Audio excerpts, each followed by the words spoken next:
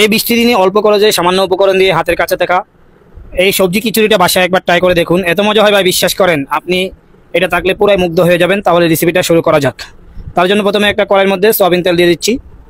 তার মধ্যে আমি এলাচি, তেজপাতা, গোলমরিচ, কালো লং, দারচিনি, আস্ত জিরা দিয়ে দিচ্ছি। এরপরে 1 কেজি পরিমাণ আমি এখানে পেঁয়াজ দিয়ে দিচ্ছি, পাতলা স্লাইস করে। পেঁয়াজটাকে এখানে সুন্দর করে নরম করে নিব, ফ্রাই করে নিব।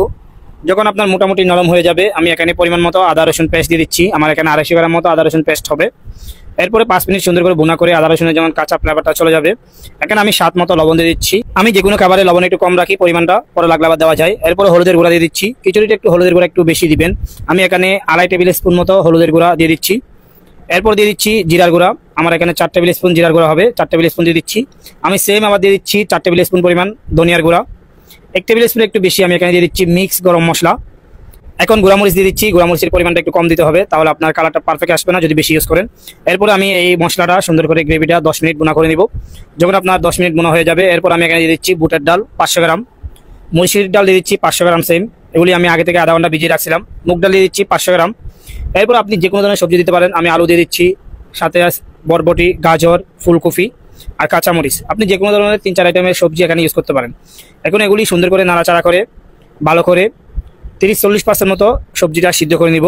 যখন আপনার মোটামুটি সবজিটা সিদ্ধ হয়ে যাবে, এরপর আমি এখানে দিয়ে দিচ্ছি 7 কেজি চাল। চালগুলি আমি আগে থেকে আধা ঘন্টা ভিজিয়ে রাখছিলাম। এরপরে চালটা এখানে 5 মিনিট বা 3 মিনিট 4 মিনিট আপনারা সুন্দর করে কষায় নেবেন। এরপরে আপনি এখানে 1 কেজি চালের জন্য 1.5 কেজি করে পানি দিয়ে দিবেন। আমার এখানে 7 কেজি চাল আছে, আমি ওই পরিমাপে পানি এখানে দিয়ে দিচ্ছি। এখানে যদি ডাল আছে, হালকা একটু পানি বেশি দিতে পারেন, 100 গ্রাম মতো কেজিতে। এরপর আমি এগুলি সুন্দর করে রান্না করে নিব, ওয়েট করব যেন পানিটা শুকিয়ে যায়। পানিটা যখন মোটামুটি এরকম টেনে নিবে 80%, এরপর আমি এখানে টমেটো দিয়ে দিচ্ছি। টমেটোটা আগে দিলে গলে যায়, সেজন্য আমি টমেটোটা লাস্টে দিচ্ছি। এরপর গুঁড়া দুধ দিয়ে দিচ্ছি, অল্প একটু বেশি দেওয়ার দরকার নাই। এগুলি দিয়ে আবার সুন্দর করে ভালো মতো মিক্স করে নিব, গুঁড়া দুধটা যেন ভালো মতো মিশে যায়। যখন আপনার প্রপার পানিটা টেনে নিবে, উপরে সুন্দর করে আপনি এভাবে লেবেল করে দিবেন চামচ দিয়ে। আমি উপরে সুন্দর করে ভালো মতো লেবেল করে অল্প একটু দিয়ে দিচ্ছি পেঁয়াজ বেরেস্তা। এটা অপশনাল, বাসায় থাকলে দিবেন, না দিলে কোনো সমস্যা নাই। এরপরে একটু ধনিয়া পাতা কুচি করে দিয়ে দিচ্ছি। এখন আমি এখানে উপরে একটু সরিষার তেল দিব।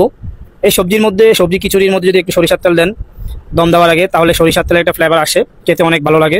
এটা বাসায় থাকলে দিতে পারেন, না দিলে কোনো সমস্যা নাই। এরপর আমি এগুলি দেওয়ার পরে, তেলগুলি দেওয়ার পরে ঢাকনা ঢেকে দিয়ে 20 থেকে 22 মিনিট সুন্দর করে রেখে দিব। উপরে বাড়ি কিছু উঠিয়ে দিব যেন হাওয়া বাতাস বের হতে না পারে। দেখেন আমি 22 মিনিট পরে ঢাকনাটা উঠিয়ে নিচ্ছি। একেবারে জর্জরা খিচুড়ি, সবজি খিচুড়ি তৈরি হয়ে গেছে। এই বৃষ্টির দিনে আপনি বাসায় একবার ট্রাই করে দেখুন। আর রেসিপিটা ভালো লাগলে অবশ্যই আমার পেজটা ফলো দিয়ে সাথে থাকবেন। আল্লাহ হাফেজ।